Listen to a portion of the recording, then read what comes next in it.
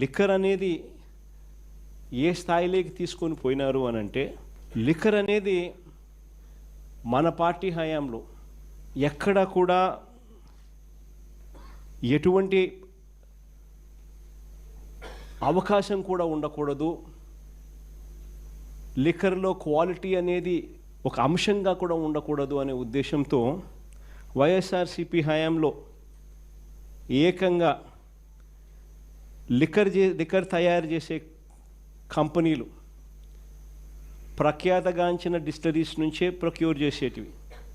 అవి కూడా 20 empanelled distilleries కూడా మనం ఎంపానల్ చేసినవి కాకపోయినా కూడా they are all empanelled distilleries. వాటి నుంచి మాత్రమే ప్రొక్యూర్మెంట్ జరిగేది. అక్కడ కూడా క్వాలిటీ చెక్ జరిగేది.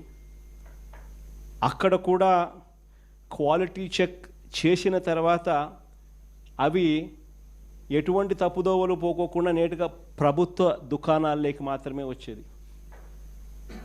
ప్రభుత్వమే సరైన సమయాలు పెట్టి, ఇష్టం వచ్చిన సమయాలు కాకుండా కరెక్ట్గా నిర్దిష్టమైన టైమింగ్ను పెట్టి షాపులు తగ్గించి 43,000 బెల్ట్ షాపులు అనే ప్రసక్తే లేకోకుండా, లాభాపేక్ష ఉండకుండా ప్రభుత్వమే షాపులు నడిపిస్తూ కరెక్ట్గా ప్రభుత్వ దుకాణాలు ఉండేటివి. ప్రైవేట్ వాళ్ళు ఉంటే లాభాపేక్ష ఉంటుంది, ప్రభుత్వమే నడిపితే లాభాపేక్ష ఉండదు. ఇల్లీగల్ పర్మిట్ రూములు రద్దు చేసినాం. ప్రతి షాప్ పక్కన ఉండే ఇల్లీగల్ పర్మిట్ రూమ్స్. షాప్స్ దాదాపుగా 1/3 షాప్స్ను తగ్గించేసినాం. ప్రతి షాప్లోకి డిస్టిలరీ నుంచి మొదలు పెడితే, కంపెనీ లిక్కర్ డిస్టిలరీ నుంచి మొదలు పెడితే ఒక క్వాలిటీ చెక్ అయిపోయిన తర్వాత ఆ బాటిళ్ళ మీద QR కోడ్ ఉండేది. ఆ గవర్నమెంట్ షాప్లో ప్రతి బాటిల్ అమ్మేటప్పుడు QR కోడ్ స్కాన్ చేసి అమ్మేవాళ్ళు. 100% మంచి క్వాలిటీ, రెప్యూటెడ్ ఎన్లిస్టెడ్ డిస్టిలరీల నుంచి మాత్రమే ప్రొక్యూర్డ్ మెటీరియల్ అమ్ముడుపోయేది. గవర్నమెంట్ షాపుల్లో నుంచి అది కూడా అమ్మే పరిస్థితి ఉండేది. ఈరోజు చూస్తే నిజంగా ఆశ్చర్యం కలిగించే విషయాలు. ఒకసారి చూస్తే ఒక మాఫియా తరహాలో టోటల్గా గవర్నమెంట్ దుకాణాలన్నీ పూర్తిగా తీసేసినారు.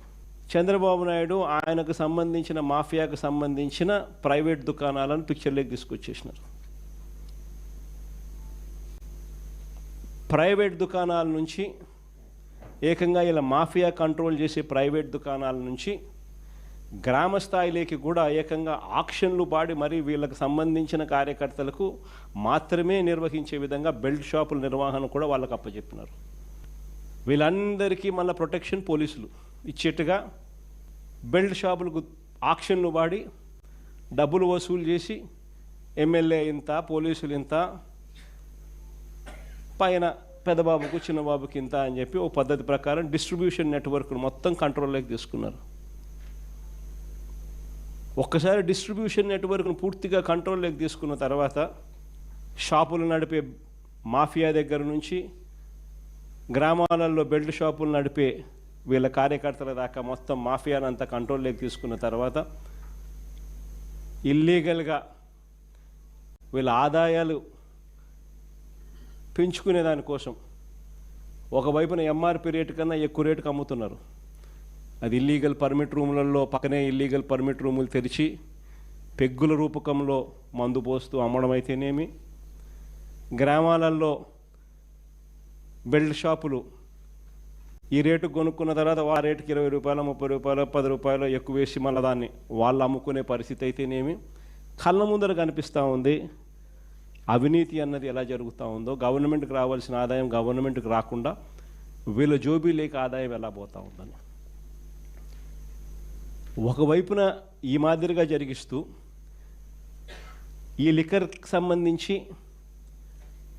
వీళ్ళకి సంబంధించిన ఎవరైతే డిస్టిలరీ వాళ్ళు వీళ్ళకి బాగా డబ్బులు ఇస్తారో వాళ్ళకి సంబంధించి ఆర్డర్లు మాత్రం ప్లేస్ చేసే విధంగా ఈ ప్రైవేట్ షాపులు, వీళ్ళ మాఫియా షాపులు ఎవరికైతే ఇండెంట్లు ప్లేస్ చేస్తాయో వీళ్ళకి కావాల్సిన డిస్టిలరీ వాళ్ళకి వీళ్ళే ఇండెంట్లు ప్లేస్ చేసి వాళ్ళకి సంబంధించిన సరుకు మాత్రమే అక్కడ అందుబాటులో ఉండేట్టుగా కూడా తీసుకొస్తూ ఉన్నారు. ప్రైవేట్ షాపుల ఇండెంట్ ఆ ఇండెంట్ ఆధారంగా మందు కొనుగోలు చేసి సప్లై, ఆదాయాలు సొంతంగా ఇలా జోబీలోకి వేసుకునే దానికోసం. ఇవన్నీ ఒక మాఫియా. సరే, ఇది కాస్త పక్కన పెడితే నిజంగా అన్నిటికన్నా బాధ కలిగించే విషయం ఏమిటి అని అంటే, వీళ్ళ డబ్బు ఆశ అన్నది ఏ స్థాయికి వెళ్ళిపోయింది అని అంటే, చివరికి ప్రజలు ఏమి తాగినా పర్వాలేదు, ప్రజలు చనిపోయినా పర్వాలేదు, మా జోబీలలో డబ్బులు ఇంకా ఎక్కువ రావాలి అన్న తలంపులే మోస్ట్ డేంజరస్ పరిస్థితి. అది నిజంగా ఆశ్చర్యకరమైన విషయం. చంద్రబాబు నాయుడు గారి పరిపాలనలో ఈరోజు రాక్షస యుగం నడుస్తూ ఉంది. భయభ్రాంతులు చేస్తూ ఉన్న పరిస్థితుల మధ్య ఈరోజు పోలీసులు పరిపాలన సాగిస్తూ ఉన్నారు. ఇలాంటి పరిస్థితుల్లో ఒక పద్ధతి ప్రకారం కల్తీ మద్యం కుటీర పరిశ్రమల్లా,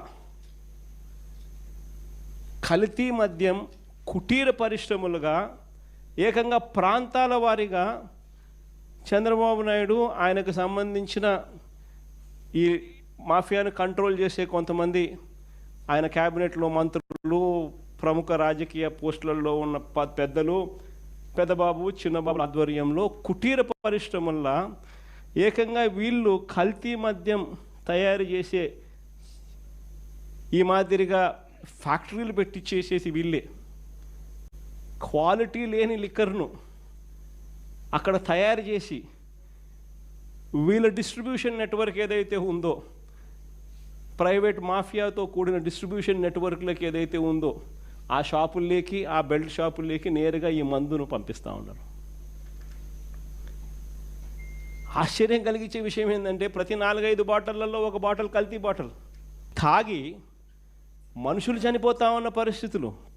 అసలు నిజంగా చూస్తే ఒక సిండికేట్ పద్ధతి ప్రకారం ఏ ప్రాంతాలు ఎవరెవరు పంచుకుంటున్నారు అన్నట్టుగా పంచుకుంటూ, మన తంబళ్ళపల్లెలో మనం చూసాం, తెలుగుదేశం పార్టీ ఇన్ఛార్జ్ అక్కడ వైఎస్ఆర్సీపీకి సంబంధించిన ఎమ్మెల్యే గెలిచినాడు కాబట్టి అక్కడ తెలుగుదేశం పార్టీ ఇన్ఛార్జ్ అంటే అక్కడ రాష్ట్రం కంటెస్ట్ చేసినాడు, ఆయన పేరు జయచంద్ర రెడ్డి.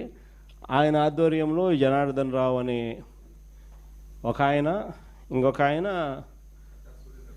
సురేంద్ర నాయుడు అనే ఇంకొక ఆయన, ఆ ఏరియాను వాళ్ళు పంచుకుంటూ వీళ్ళకు సూపర్విజన్ బాధ్యతలు, వీళ్ళ మీద సూపర్విజన్ బాధ్యతలు వాళ్ళ అన్నమయ్య జిల్లాకు సంబంధించిన మంత్రి రాంప్రసాద్, వీళ్ళకు సూపర్విజన్ బాధ్యతలు.